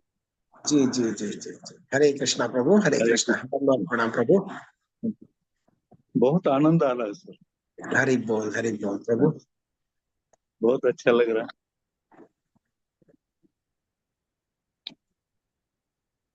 हाँ प्रणीता माता जी, दंडवत प्रणाम। हरे कृष्णा। हरे कृष्णा प्रभु जी, प्रणाम। प्रभु जी, मेरा प्रश्न ये था, जहाँ पर हमने पढ़ा था कि भगवान कहते हैं कि सारे कार्य जो है वो यज्ञ स्वरूप विष्णु के लिए करने चाहिए, है ना। उसके बाद उसके नेक्स्ट श्लोक में भगवान बोलते हैं, आपको मेरी आवाज आ रही? आ रही माता जी, आ रही। कोई और साथ में बोल रहा है? आप SKM प्रभु जी, मुखर्जी दादा आप अपने को म्यूट कर ले प्लीज। हाँ जी जी हरे माता जी। कृष्णा जी। हाँ तो भगवान कहते हैं यज्ञ के रूप में कर्म करने चाहिए, भगवान विष्णु के लिए कर्म करने चाहिए, वहां से स्टार्ट किया। उससे अगले 2 श्लोक में भगवान बोलते हैं कि देवताओं के लिए यज्ञ करो। तो देवता, ठीक है, हमें शक्ति मिलती है उनसे ये सब, तो भगवान फिर हमें क्या कर्म कांड करने के लिए भी प्रेरणा दे रहे हैं? ये भी अनिवार्य है, क्योंकि जहां तक कभी हम भक्ति योग की बात करते हैं उसमें हम बोलते हैं कि हरिनाम संकीर्तन ही यज्ञ है, इसके अलावा कोई और यज्ञ करने की जरूरत नहीं है। तो इसमें थोड़ा सा कंफ्यूजन है। जी जी जी जी, बहुत बहुत धन्यवाद माता जी। देखिए ये स्तर बता रहे हैं, योगा के स्तर बता रहे हैं माता जी। पर सबसे नीचे वाला स्तर है वो है कर्मकांड का। कर्मकांड क्या होता है? यज्ञ में वर्णित हमारे इंद्रियों को पुष्टि के लिए कोई कोई चीज बताया गया है, उसको क्या है उसको हम करते हैं। जैसे पुत्र कामेष्ठी यज्ञ, पुत्र जी हमारे पास नहीं है, हम यज्ञ करेंगे और पुत्र प्राप्ति हो जाएगी। इसको क्या जी बोलते हैं? कर्म कांड बोलते हैं। हमने कर्म किया जी और उसका लाभ लिया। ये जी कैसा होता है? ये जैसे हम ड्यूटी जाते हैं, ऑफिस के लिए काम करते हैं, हमको पैसा मिलता है, ठीक है। जी हम जी थोड़ा सा देवता के लिए कार्य करते हैं, देवता हमें अभिष्ट जो चीज को प्राप्ति चाहिए वो हमको जी देते हैं। इसमें जी भगवान की सेवा नहीं है, यहाँ पे भक्ति वगैरह वाला चीज नहीं है। यहाँ पे क्या है? गिव एंड टेक रिलेशनशिप है देवताओं से। उनसे हम कोई वांछित वस्तु प्राप्त करते हैं, इसको बोलते हैं कर्मकांड, ठीक है। नहीं, फिर कर्म भगवान हमें एक श्लोक में कह के कि माता जी विष्णु के लिए माता कर्म जी करने चाहिए, अगले श्लोक में माता कर्म जी कांड करने के लिए क्यों ने प्रेरणा कर रहे हैं? माता जी आप अपने को म्यूट रखें, लेट मी फिनिश, ठीक है ना। अगर हम सीढ़ी पे चढ़ते हैं ना, तो पहले ग्राउंड लेवल पे हमें पैर रखना होता है, इसके बाद पहला पायदान होता है, ठीक है ना। तो जी ये जो जी ग्राउंड जी भैया। है, वो ग्राउंड लेवल है, वो योगा नहीं है। योगा से नीचे वाली बात कर रहे हैं, दैट इज कर्म जी। कांड। उसके ऊपर ओके। जाते हैं तो कर्म योग में जाते हैं। कर्म योग में दो स्तर हैं, एक सकाम कर्म योग, एक है निष्काम कर्म योग। सकाम कर्म योग क्या है कि हम कार्य कर रहे हैं, नौकरी कर रहे हैं, बिजनेस कर रहे हैं, कुछ कमाई कर रहे हैं, और हम जी इतने बड़े अभी हम भक्ति में आए नहीं हैं। हम क्या कर रहे हैं, हम जी अभी हम अपने इंद्रिय सुख के लिए कार्य कर रहे हैं। हम ये यज्ञ कर रहे हैं ताकि हमको लक्ष्मी प्राप्ति हो जाए, इस यज्ञ कर रहे हैं जी पुत्र प्राप्ति हो जाए, ये यज्ञ कर रहे हैं जी ताकि हमको अच्छी नौकरी मिल जाए, हम ये यज्ञ कर रहे हैं ताकि जी हमारा बिजनेस में लाभ हो। जब हम जी वो उसका भोग करते हैं तो देखते हैं कि हमारे को आत्मा में संतुष्टि तो हो नहीं रही है। हमको सामान तो जी मिल रहा है, भोग तो कर रहे हैं, लेकिन जी हमारे आत्मा में जी संतुष्टि नहीं होती है। अब संतुष्टि के लिए क्या करना जी है, तो संतुष्टि तो तब मिलेगी जी जब हम भगवान के साथ जुड़ेंगे। तो ऐसा तो है नहीं कि हम सीधा जी 0 से 100 लेवल पहुंच जाएंगे। छोटे लेवल पे हम जी जी जुड़ेंगे, क्या करेंगे, हम जी सकाम कर्म योग करेंगे। हम अपना जी बिजनेस करते रहेंगे, बिजनेस में से थोड़ा सा जाकर के मंदिर में दे आएंगे। हम जी कमाएंगे, उसमें से 200 रुपए जाकर के मंदिर में चढ़ा देंगे। हम जी बिजनेस करें, एक बोरी चावल जाकर के मंदिर में दे आएंगे, चलो प्रभु जी मैं 50 बोरी कमा रहा हूँ, एक बोरी हम भगवान की सेवा के लिए दे देते हैं। हमारा मान लीजिए मेडिसिन का दुकान है, मैं दिन भर मेडिसिन बेचता हूँ, एक पैकेट बनाया छोटा सा, जाकर के मंदिर में दे आया, आप प्रभु जी ये भक्तों को जो बीमार पड़ते हैं उनके इलाज के लिए ये दवाई दे देता हूँ। हम कपड़ा का जी धंधा करते हैं, जाकर के एक दो थान कपड़े दे देते हैं कि मंदिर में गुरुकुल है, वहां में बच्चों के कपड़े सिल जाएंगे, ये मैं भगवान की सेवा के लिए दे दे रहा हूँ। ये क्या है, जी सकाम कर्म। अपना जी कामना भी पूर्ति हो रही है, भगवान की सेवा भी हो रही है। तो जी अगर करते करते हमारी थोड़ी सी शुद्धि और बढ़ जाती है, फिर हम आगे बढ़ते हैं, होते हैं निष्काम कर्म योग। अब हम भगवान के लिए सेवा के लिए कार्य शुरू करते हैं। अब हमें पूरा तनख्वाह हम भगवान को दे देते हैं, या फिर मंदिर में जाकर के सेवा करना शुरू करते हैं, ये बोलते हैं इसको निष्काम कर्म योग। निष्काम जी कर्म योग में क्या होता है कि कर्म फल से तो हम वंचित हो जाते हैं, कर्म फल तो हम नहीं लेना चाहते हैं, भगवान को दे देते हैं, लेकिन कर्म से हम अटैच हो जाते हैं। हम क्या करेंगे, जी कुक वाला काम करेंगे, हम झाड़ू नहीं लगाएंगे। हमारी आसक्ति कर्म फल से तो हट गई, लेकिन कर्म से नहीं हटी है। फिर जी हम नेक्स्ट लेवल में जाते हैं, फिर हम ज्ञान योग में जाते हैं, भगवान का ज्ञान प्राप्त करते हैं। इसके बाद हम फोकस्ड हो जाते हैं, अटेंटिव वर्क करने लग जाते हैं भगवान को, इसको बोलते हैं ध्यान योग। उसके आगे जब जाते हैं तो हम भक्ति योग में जाते हैं। भक्ति योग में जाते हैं तो मंदिर की जरूरत है झाड़ू लगाने की, तो हम झाड़ू मार लेंगे। मंदिर की जरूरत है कुकिंग की, तो मैं कुकिंग कर लेंगे। अगर डीटी वर्शिप की है तो डीटी वर्शिप कर लेंगे। तो ये भक्ति योग का जो लेवल है बहुत ऊंचा लेवल है माता जी, ये रास्ता क्रॉस करते करते आते हैं। तो शुरुआत होती है देवता से, इसके बाद भगवान के साथ वही आदान प्रदान हमारा कंटिन्यू हो जाता है। जी प्रभु जी धन्यवाद। एक प्रश्न और मेरा। जी जी जी जी, माता जी हमने आपका कहा कि हम पहला अपने। प्रश्न क्लियर हुआ। जी प्रभु जी क्लियर हुआ। हरि बोल हरि बोल, थैंक यू माता जी। हाँ जी। बताए माता। अभी मेरा प्रश्न, आपने बोला अपने वर्ण के अकॉर्डिंगली काम करना चाहिए, तो शूद्र है जो, शूद्र मतलब सेवा करने वाला, राइट? जी जी तो हम सब, मैं ऑफिस जाती हूँ और लोग भी ऑफिस जाते हैं, तो हम ब्राह्मण होके भी कार्य तो शूद्र वाला ही कर रहे हैं, और आज संसार में ज्यादा लोग यही कार्य कर रहे हैं। जी जी जी जी, तो ये बताते सही है या माता, गलत? कलौ कलौ शूद्र संभवा, कलयुग में सारे शूद्र हैं माता जी। जी। और वेल भगवान एक्सेप्टेड, ऐसा ही होगा। भगवान बोल रहे हैं कि गुण और कर्म के हिसाब से कार्य करना चाहिए। तो हमारे को जी पता ही नहीं है हमारा क्या गुण है माता जी। जी हमने जी, तो यही जब मेरा भी पढ़ाई प्रश्न है करना यही। शुरू किया तो पता लगा कि लोग बोले कि इंजीनियरिंग में ज्यादा अच्छा ग्रोथ है, आप इंजीनियरिंग कर लो। हम इंजीनियरिंग कर वही लिए, हम अभी तो यही इंजीनियरिंग किए क्या हैं सब, करना बिल्कुल। चाहिए। हाँ जी, जी तो ये ऐसा ही होगा। जी जी जी जी, हम अपने अड़ोसी पड़ोसी रिश्तेदार, पिताजी चाचा जी ताऊ, उनको देखते हैं, वो जो करते हैं हम पीछे पीछे वही करने लग जाते हैं माता जी। जी। तीसरा एक लास्ट सवाल। हमने जी बोला अपने बुद्धि को, मन को भगवान की सेवा में लगाए, है ना। हम अपने मन को, बुद्धि को, कर्म को, और मन बुद्धि चित्त अहंकार हम बोलते हैं। हम अपने अहंकार को, मतलब मन से हम भगवान का चिंतन कर सकते हैं, बुद्धि से भगवान भगवत गीता का अध्ययन करने का प्रयास कर सकते हैं, श्रवण कर सकते हैं ना। तो अगर हम कहें अहंकार, अपने अहंकार को भगवान की सेवा में कैसे लगाएं? जी जी जी जी, बहुत सुंदर प्रश्न है माता। अहंकार क्या होता है? अहंकार मतलब होता है ईगो। ईगो क्या है? I am. जी तो आईनेस जो फैक्टर है उसको अहंकार कहते हैं। जी लेकिन जी I am servant of Lord, that is true ego. इसको जी शुद्ध अहंकार कहते हैं। ये जी हानिकारक नहीं है। जो जी फॉल्स ईगो है, आई एम द मास्टर, ये जी खराबी है। ठीक है, तो हम गुरु के शरणागत हो जाते हैं, साधु के शरणागत हो जाते हैं, शास्त्र के शरणागत हो जाते हैं, तो हमारा ईगो अपने आप खत्म हो जाता है। तो ये फॉल्स ईगो को ट्रू ईगो में हम कन्वर्ट हो जाते हैं। जैसा आपका नाम है परिणीता राधा रमन दासी। दासी मीन्स जी भगवान जी की दासी। जी दासी में ये हमारा ट्रू ईगो आ गया, हमारा जी फॉल्स ईगो खत्म हो गया। जी अदरवाइज क्या कहते, हम सीनियर मैनेजर हैं, हम इस पोजीशन में हैं, हम ब्राह्मण हैं, हम भारतवासी हैं, हम जी इसने बड़े कोठी के मालकिन हैं। ये क्या था? ये फॉल्स ईगो था, ये हमको जी। डैमेज करता। लेकिन ये ट्रू ईगो क्या करता है? हमको भगवान की सेवा में लगाता है, इसमें कोई नुकसान नहीं होता जी। मतलब when we surrender ourselves unto Lord Krishna's feet, so that is ji ji ji surrendering our ahankar too.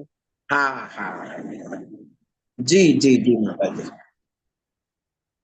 हरे कृष्णा प्रभु जी, धन्यवाद आपका। हरे कृष्ण माता, दंडवत प्रणाम, धन्यवाद माता। जी ये भी जी प्रभु जी। हरे कृष्णा प्रभु जी, दंडवत प्रणाम। प्रभु हरे जी, कृष्ण। मेरा ये जो प्रश्न है, इसी के एडिशन में है, इसी के एडिशन में है। ये आई मीन ईगो के रिलेटेड ही है। आप कहते हैं कि अपने आप को सेवक मानना भगवान का, ठीक है, वो सबसे सबसे शुद्ध ईगो का भाव है। हमारे यहाँ आई मीन कई लोग तो ये कहते हैं कि ईगो का ना होना ही सबसे शुद्ध भाव है। दूसरी चीज ये है कि आप कह रहे हैं कि ये भी एक ईगो है, अपने आप को, अपने ये मानना कि मैं भारतीय हूँ, मैं हिंदू हूँ, ये हो वहाँ फलाना हो खाना हो, ये भी एक फॉर्म ऑफ ईगो है। आप बताइए कि इस अगर जैसे कोई इंसिडेंट्स होते हैं, आई मीन आप बुरा मत मानिएगा इस चीज को, जैसे अब कोई इंसिडेंट्स हो रहे हैं, जैसे अब बांग्लादेश में हो रहे हैं कि वह मंदिर जला रहे हैं, इस्कॉन के मंदिर जला रहे हैं, काली माता के मंदिर जला रहे हैं। उस समय क्या जो भक्त हैं या फिर जो विश्वास रखते हैं, उनको इस चीज से आहत होना चाहिए कि ये मेरा मंदिर जला दिया, ये मेरे हमारा हमारे क्या कहते हैं धर्म के खिलाफ कुछ कार्य हुआ, ये क्या ईगो है? ये भी फॉर्म ऑफ ईगो है। नहीं प्रभु जी, देखिए एक्चुअली क्या है ना कि ये भगवान में भरोसा रखना ये बहुत बड़ी चीज है। क्योंकि ये हमारा आदत नहीं है। हम कौन है? हम भगवान के भगोड़े संतान हैं। हम अपने घर से ईर्ष्या करके पिताजी से भाग आए हुए हैं। ठीक है ना? तो हम भगवान के ऊपर भरोसा करना हमारे लिए कठिन हो जाता है। ठीक है, तो अगर ये अच्छा नहीं है, लेकिन हम भगवान से प्रार्थना कर सकते हैं। और प्रार्थना करके जो मंदिर में जितने भक्त हैं, ठीक है ना, तो उनके जो शरीर का उनको डैमेज कर सकते हैं, भगवान के मंदिर को नुकसान पहुंचा सकते हैं, लेकिन भगवान की मंदिर दोबारा बनने में कोई समय नहीं लगेगा। क्यों? क्योंकि जितने लोग भगवान के अगेंस्ट में हैं, उससे कई गुना ज्यादा लोग भगवान के फेवर में भी हैं। जो भक्त लोग हैं उनको भी भगवान पे भरोसा रखना चाहिए और भगवान की सेवा करते रहना चाहिए। उससे क्या होगा? वो भगवान के ही सैनिक हैं, ठीक है। अब वहां से वो भाग तो सकते नहीं, भगवान की सेवा में दृढ़ता से लगे रहे। उनकी शरीर तो जाना है, आज नहीं जाना है, 10 दिन बाद जाना है। और भगवान की सेवा में अगर शरीर चला जाता है तो इससे ज्यादा शरीर की सार्थकता नहीं होती। लेकिन ये जो कहना है प्रभु जी, ये वेरी वेरी टॉल ऑर्डर है। करने में हम यहाँ नहीं पहुंच पाते हैं। वही हमारा प्रयास होना है। अगर हम जैसे जैसे भगवान की भक्ति करेंगे, जैसे जैसे भगवान का नाम लेंगे, गुरु महाराज कहते हैं कि 16 माला जो है वो प्रभुपाद जी मिनिमम कहते थे। जैसे जैसे हम माला बढ़ाएंगे, जैसे जैसे भगवान की शरणागति लेंगे, वैसे वैसे हमारे अंदर से ये सब भावना, जो रिवोल्टिंग का जो टेंडेंसी है, वो खत्म हो जाएगा। अदरवाइज मान लीजिए अभी एक समुदाय विशेष के व्यक्ति लोग जाके मंदिर को जला रहे हैं, है या नहीं? मान लीजिए मुसलमान लोग हिंदू के मंदिर को जला रहे हैं। अब हम भगवान की प्रार्थना कर सकते हैं। अगर हम रिवोल्ट करते हैं, हम उनका जलाना शुरू करते हैं, और अगले जन्म में हम मुसलमान बन गए, फिर हम क्या करेंगे? फिर हिंदू को मारेंगे। हिंदू बन गए तो हम मुसलमान को मारेंगे। तो ये जो मार धाड़ है, ये कभी खत्म नहीं होने वाली है। तो भक्त है तो भक्त का क्या गुण है कि वो ब्रह्मा से लेकर के चूंकि तक को भगवान का अंश मानती है। बट दिस थिंग्स, मैं जो कह रहा हूँ प्रभु जी, वो मैं अपने आचरण में नहीं अब अपना पाया हूँ। मैं वो कह रहा हूँ जो आचार्य लोग हमें बताते हैं। तो हमें और आपको सबको मिल करके इस तरीके से और इस रास्ते में जाना चाहिए। प्रभु जी मैं ये बहुत नहीं अच्छा कह रहा हूँ समझाया है। कि मेरी जो मानसिकता है इस लेवल की है। आप इसको शायद समझ ना पा रहे हैं, मैं भी नहीं समझ पाता हूँ प्रभु जी। प्रभु जी हाँ। आपने अच्छा समझाया, पर इसके मेरे इस तरफ एक छोटा सा इसके साथ सवाल है कि यही चीज जब अर्जुन भी फेस कर रहा था, जब अर्जुन आई मीन यही डिलेमा फेस कर रहा था, तब कृष्ण भगवान ने उन्हें युद्ध करने के लिए कहा। अब उन्होंने कहा कि तुम मेरा स्मरण करते हुए मुझे युद्ध करो और उस कर्म को मुझे अर्पित कर दो। तो उसी भावना में कम से कम एक डिफेंसिव तो एटीट्यूड होना चाहिए ना, rather than डेफिनेट होना चाहिए प्रभु जी, just डेफिनेट होना चाहिए, living on the God definite कि होना वो चाहिए। हम मंदिर में हैं तो मंदिर को हर कीमत पे लास्ट ब्लड के बूंद तक हमें उसको बचाने का प्रयास करना चाहिए अपनी शक्ति के अनुसार। ठीक है प्रभु वहां जी, से भाग धन्यवाद। के आ जाना, वहां से ये करना, और कोई भी भक्त भागते नहीं है प्रभु जी। कहीं भी देखेंगे जो भक्ति में लगे हुए हैं, they will never run away. वो भगवान के साथ रहते हैं, रिवोल्ट करते हैं। लेकिन जो अर्जुन है वो क्षत्रिय है प्रभु, ठीक है ना? तो हमारे यहाँ जो क्षत्रिय हैं समुदाय के, वो लोग लड़ते हैं। जो भगवान की सेवा करने वाले हैं वो क्षत्रिय बनने का प्रयास करेंगे तो सही नहीं है। प्रभु जैसे आपने कहा कि अब सभी लोग यहाँ पे आज इस कलयुग में वो हैं, शूद्र हैं, तो क्षत्रिय कौन है आमीन हमारे धर्म में? हाँ जी जी जी जी प्रभु जी, देखिए ये वैदिक टाइम में क्षत्रिय वैश्य गुण और कर्म के हिसाब से बनते थे। क्या होता था कि आप कोई भी क्लासरूम ले लीजिए, कोई भी सोसाइटी ले लीजिए, ठीक है ना? आप उनको पढ़ाना शुरू करिए। आप कुछ दिन के लिए देखेंगे, कुछ दिन के बाद में सबके गुण एक जैसे नहीं होते हैं। एक का गुण होता है कि ज्यादा से ज्यादा वो पढ़ाई में लगा रहता है। कुछ स्टूडेंट ऐसे होते हैं उनको पैसा कौड़ी गिनने में भी मजा आता है। तो वो वैश्य गुण वाले होते हैं। जिनका कोई स्टूडेंट होता है उसको पढ़ने में मजा आता है और पढ़ाने में मजा आता है, वो ब्राह्मण गुण वाला हुआ। और कोई किसी को मॉनिटर बनने में अच्छा लगता है, डंडा लेकर के, टीचर नहीं है तब तक वो डंडा लेकर के क्लास में डिसिप्लिन मेंटेन करेगा, वो क्षत्रिय वर्ग में होता है। तो उस समय जो वैदिक सिस्टम था उसमें क्लासरूम में टीचर ही आइडेंटिफाई कर देता था, ये इधर जाएगा, ये इधर जाएगा, इसको ये पढ़ाना है, इसको ये पढ़ाना है। जो क्षत्रिय वाला है उसको वारफेयर पढ़ाने लग जाते थे गुरु लोग। जो ब्राह्मण वाले हैं उनको वेदा पढ़ाने लग जाते थे। जो शूद्र हैं उनको स्किल सिखाने लग जाते थे। और जो वैश्य है उसको ट्रेडिंग सिखाना शुरू करते थे।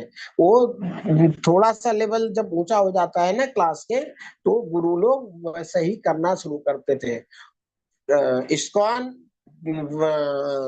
ये जो गुरुकुल आश्रम स्टार्ट किया है प्रभु जी, और धीरे धीरे मकसद वही करने का है। लेकिन अब हमारा कोई देश तो है नहीं, हम समाज में तो ऐसा परिवर्तन नहीं कर सकते, लेकिन अपने कम्युनिटी में, अपने गुरुकुल में ये चीज को, जो वर्णाश्रम मिनिस्ट्री है उसका मूड यही है, मिशन यही है, और प्रभुपाद जी का आदेश यही है।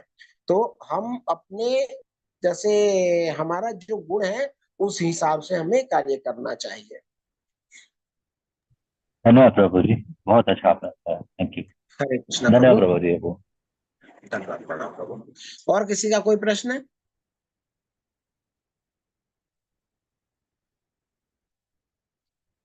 नहीं।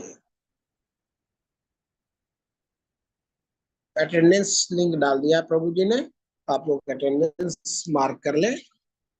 अगर कोई प्रश्न नहीं है तो वैष्णव प्रणाम मंत्र करके क्लास को विराम देंगे। वाञ्छाकल्पतरुभ्यश्च कृपा सिन्धुभ्यैव च पतितानां पावनेभ्यो वैष्णवेभ्यो नमो नमः। अनंत कोटि वैष्णव वृंद की जय, श्रील प्रभुपाद की जय, समस्त आचार्यों की जय, वैष्णव भक्तों की जय, आप सब भक्तों की जय। 3 बार हरे कृष्ण महामंत्र करेंगे और कक्षा को विराम देंगे। हरे कृष्णा हरे कृष्णा कृष्णा कृष्णा हरे हरे, हरे राम राम राम हरे हरे, हरे कृष्णा कृष्णा हरे हरे, हरे राम राम हरे हरे, हरे कृष्ण कृष्ण हरे कृष्ण हरे राम हरे राम राम राम। हरे राम हरे हरे। हरे कृष्णा। आप लोग धन्यवाद प्रभु जी। कॉर्पोरेट को, तात्पर्य को पढ़ते रहे, और जो समझ में ना आए